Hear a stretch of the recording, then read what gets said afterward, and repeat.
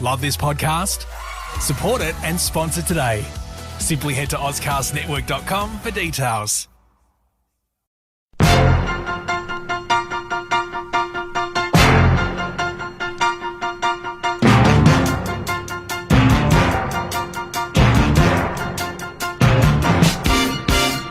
Hi everybody, welcome to Daylight Saving.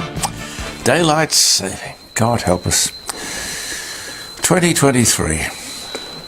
Now I really don't know about daylight saving.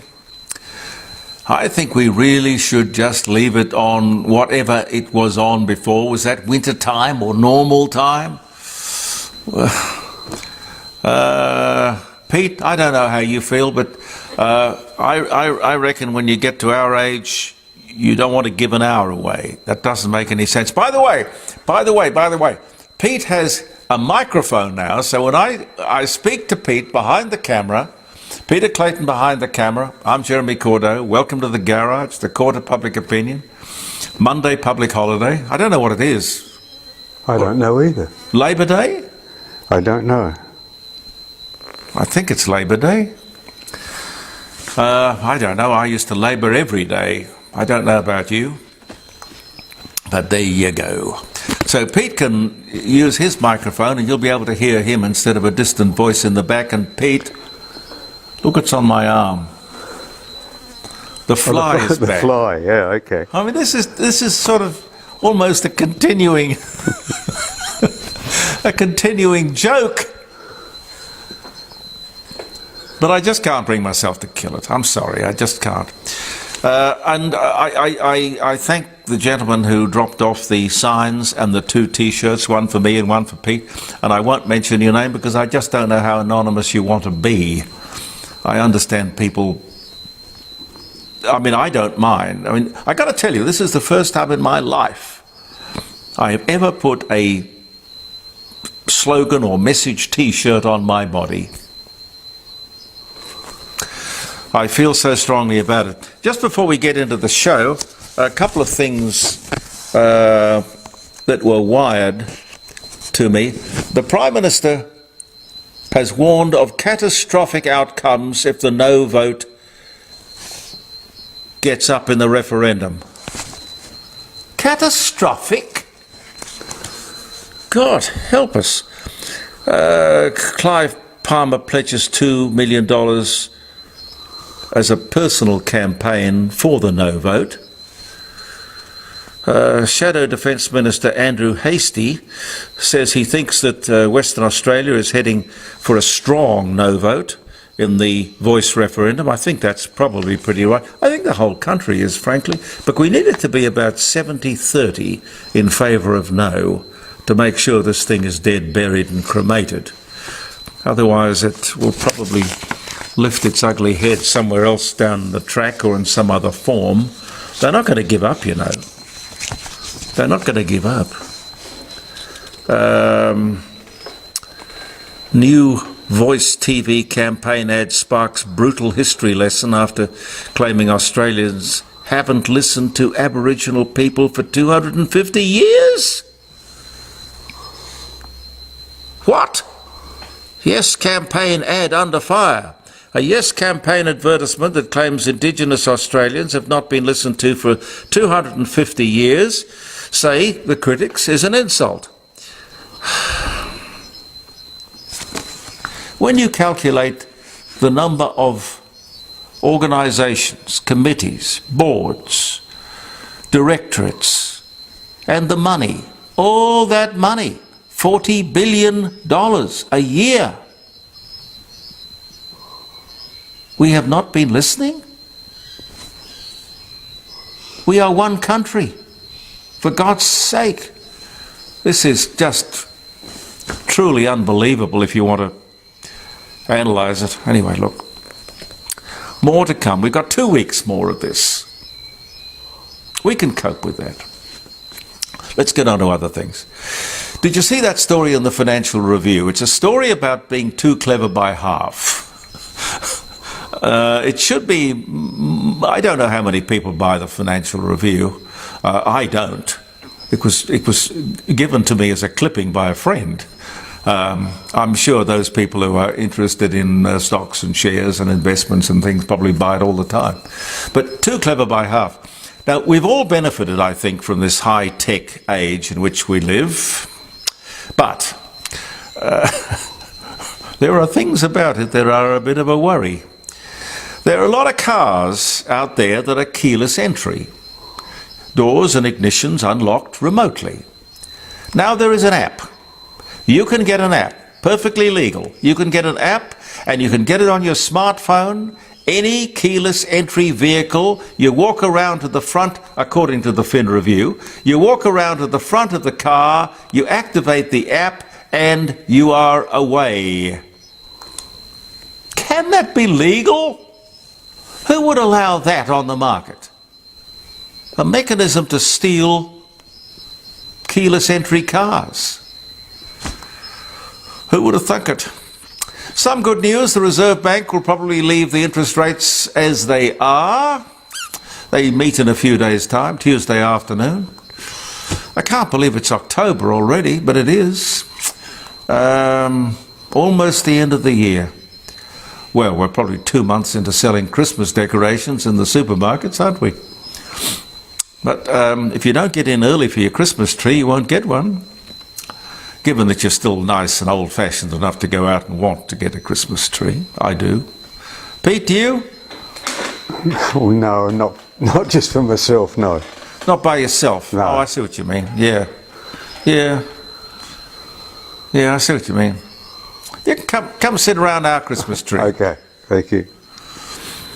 That troubled Taipan helicopter fleet, you know, they've lost a couple, and there's more to it than meets the eye, really. The fleet of Taipan helicopters, some 47, I think, they're going to retire them early. A fleet of Black Hawks is on the way, but that'll take time. The Taipan has always been in some sort of controversy. In service for 10 years. 10 years, when you think about it, for the money and the time it's been in service, it doesn't seem like good value. Who chose that piece of hardware in the first place? Does anyone ever ask these questions? I gather it's been an ongoing disappointment. The aeroplane, the Taipan. Anyone lose his job? Perhaps it's the same person who chose the Sea Sprite. You remember the Sea Sprite helicopters? Another very expensive disaster, but one which apparently came and went without any consequences for the people who chose it. Of course, it's a multi-billion-dollar business, which must... I better not go too far into my speculation, but I would assume that there are people who watch for things like corruption. The Royal Commission into Disability.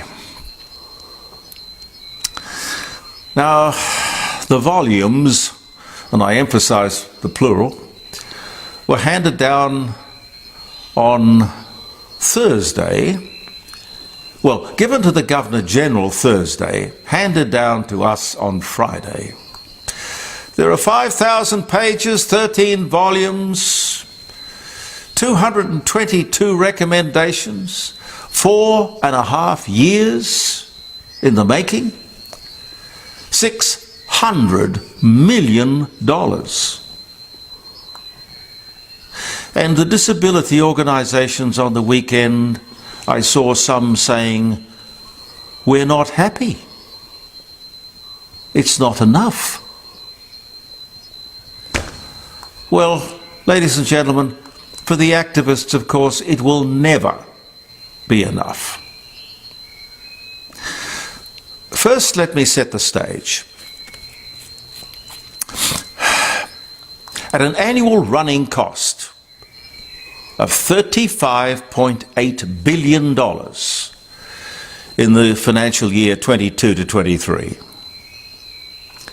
$25.8 billion. The federal government will spend more on the NDIS this financial year than it will spend on Medicare at $30.8 billion, aged care at $27.7 billion, and federal support for the state government hospitals, which is running at $27.3 billion.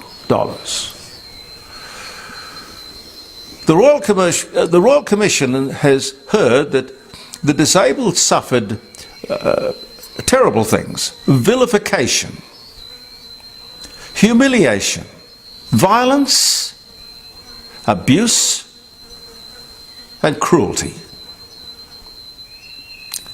Vilification, humiliation, violence, abuse, cruelty. Really? Perpetrated by whom? After this lengthy inquiry, they must know. Well, I suppose it's early days, but who has been brought to book? Brought to justice? Who has been arrested, sacked, exposed, named, and blamed? Is it perhaps all talk? Just talk? I really don't know what more can be done. Top of this list is segregation in schools must stop. One of the many demands, of which clearly there are, 222 recommendations which are demands. Now, not all the judges on the bench were in agreement with this. Segregation in schools must stop. How? How would you do that? Look, the ability or intellect of a child is judged, and he or she is put in an appropriate class, A, B, C. I think I was probably in D. I don't know. If a child is found to be deficient, say with Down syndrome, that child is put in a special school at the moment. How else can you do it? That child needs special attention, specialised care. There is no way, no other way of doing it. If you put disabled children into mainstream schools, they will be picked on and bullied. Anyone who's different is picked on. I mean, that's a fact. You can't deny that. And schools can't do much about bullying, it would seem. Well, to this date, they haven't been able to do anything. It's also impossible to ask a teacher to deal with children of vastly different needs and talents. $600 million this Royal Commission cost.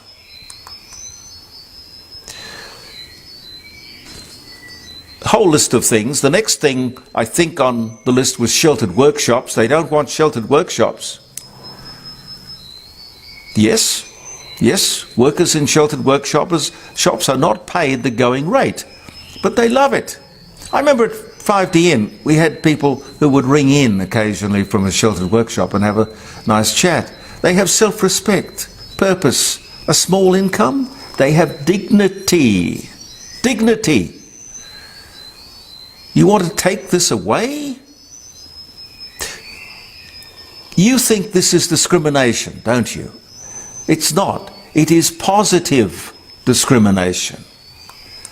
You imagine that people who are intellectually and physically disabled are going to fit straight into mainstream employment?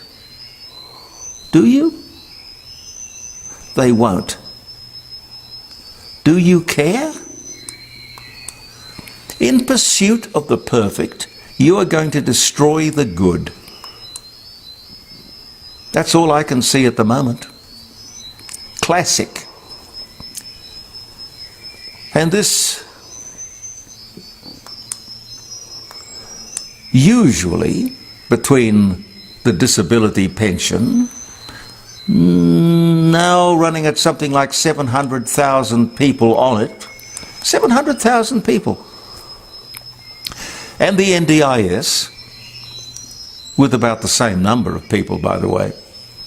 And I'm not even going to try to talk to you about the rorting and the corruption.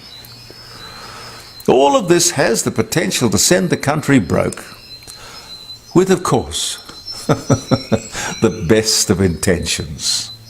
True. It all seemed, when I saw this on Friday, very emotional, very sincere. But apart from the recommendations, why aren't the villains, the exploiters, the crooks standing in the dock, arrested, taken away in chains? There would be quite a few if we were prepared to pursue the NDIS fraudsters. This is a huge and very expensive $600 million investigation. If these accusations of violence and cruelty and abuse were proven, well, where, apart from the bill for this Royal Commission, is the accounting?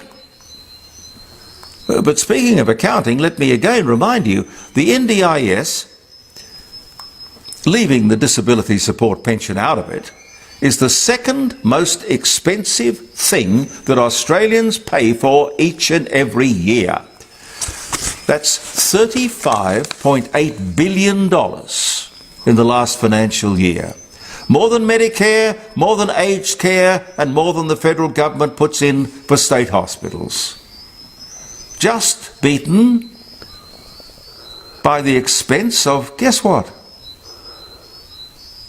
Aboriginal affairs. $39.5 billion. Now, I can give you the figures again if you want, but I would suggest, look, if you're curious or want to check up, just go Google them, as I did. It's not hard. Look for yourself. This whole thing's out of control and getting worse. And no one, not even the media, seems to care. Where's the opposition? The Minister, Bill Shorten, says publicly the NDIS has been infiltrated by organised crime at a cost of $35.8 billion. That, ladies and gentlemen, is what needs a Royal Commission. Absolutely. And by the way, a bit of a shock to me. Have I got time? Did you know that there is such a thing as ableism? Pete, have you ever heard of ableism? No. Ableism. Ableism. I love it. We've had ageism, sexism, racism, hedonism. Can you think of any others? Sadism, chauvinism, Skepticism. racism. No, I did racism. Fascism. People are now being accused of ableism. I mean, if you were to say, my God, that guy's got a fantastic physique, or that woman looks very athletic, I think that would fall into the category of ableism. I have never heard of such rubbish in all my life. Listen, if you try to cope, help, I won't say educate, but occupy the time of, amuse, entertain. A disabled person of, say, 25 years of age with a mental age of 3, you can't treat that person as normal. But if you don't, you will be accused of discrimination and ableism. Don't you love it? You know, we haven't created this world. We've just allowed this world to be created around us by the activists and the Marxists and the socialists. The end result, of course, you know, of all of this, of that whole $600 million Royal Commission, it's going to be, when people read down into the fine print, the result is going to be that no one will have anything to do with the disabled. Or, as they want us to say, people with a disability. What's the difference between disabled and people with a disability? I have no idea, but apparently it strikes some nerve with the left. I have no idea. But as I often say to you, and it's proven every day, the road to hell is paved with good intentions. These people mean so well. By the way, just let me in conclusion say, we are all disabled. Every one of us, in some way, each and every one of us. We're disabled. You know, you could go through a fantastic list of people who can do things that you and I can't do, and I can do but he can't, and Pete can do but I certainly can't, but she can. I mean, we're all, one way or another, disabled. It's not a problem. It can be a terrible inconvenience, and we have to work around our disability. And sure, we want understanding, but we are setting up, whether it's this stupid yes-no thing, these people who want yes, we're trying to set up separate societies. We can't do that. These are disabled. These are black. These are white. That's not the country or society we want to live in. God help us. Let me do a few little dates here, if we've got the time. How's the battery doing, Pete? Yeah, it's fine. All right. October the 2nd, 1866, J. Osterholt patents, oh, that's interesting, the tin can with the key opener. Camp pie. I used to like camp pie. I don't know what was wrong with it. We used to live on it as kids. It was good tucker. 1965, Darren Cale, Australian tennis player, coach, very talented guy. I don't know where he is now. Born Adelaide this day in 1965. Nicholas Joseph Cugnot, French inventor who designed and built the first automobile. I have never heard his name before. He dies at the age of 79 on this day in 1804. How the hell would you be making cars back in the late 1700s? The French inventor who designed and built the first automobile. I must have a further look at that. Interesting. 1910, the first two aircraft collision. It occurred in Milan in Italy, 1910 on this day. There wouldn't have been too many of them up there back in 1910. How the hell would you hit each other? That's bizarre. 1945, Don McLean was born.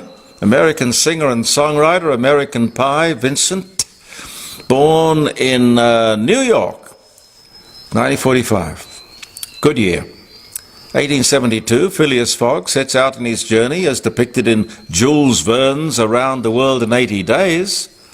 1872, Rock Hudson, American actor, pillow talk, pin-up boy, Farewell to Arms, Ice Station Zebra. No one ever knew that he was gay. Rock Hudson. Anyway, he died of AIDS-related complications at just 59 in 1985. Beatrix Potter's Tale of Peter Rabbit, published by Frederick Warne and Company in London, 1902. Sting, the British singer-songwriter and bassist, The Police, Every Breath You Take. Born in Ireland, 1951. Tom Petty, American classic rock singer and songwriter. Tom Petty and the Heartbreakers, American Girl, Travelling Wilburys, last night. He dies of an accidental overdose at the age of just 66. I didn't even know that Tom Petty was dead. Pete? Yeah, I knew. Yeah. 2017, that was, he died. The first cartoon comic strip printed in a newspaper in 1895. On this day, and on this day in 1950, the first strip of Charlie Brown. It was originally called Little Folks, later called Peanuts.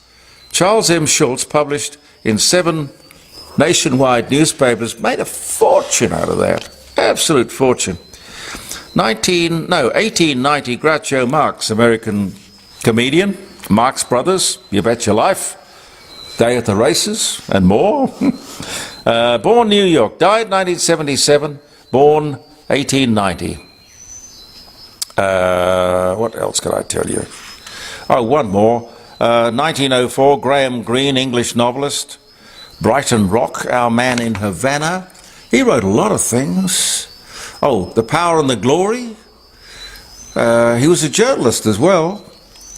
He died in 1991, but born on this day in 1904. Have a wonderful day, holiday.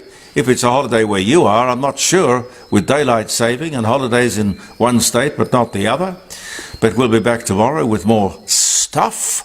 Thank you very much for being with us on Facebook and as an iPod. Podcast. I'll get the hang of it. I'll probably get the hang of it just as it all goes out of fashion. Never mind. I'm Jeremy Cordo. Peter Clayton's behind the camera. Believe in yourself. And goodbye for now. Love this podcast? Support it and sponsor today. Simply head to AuscastNetwork.com for details.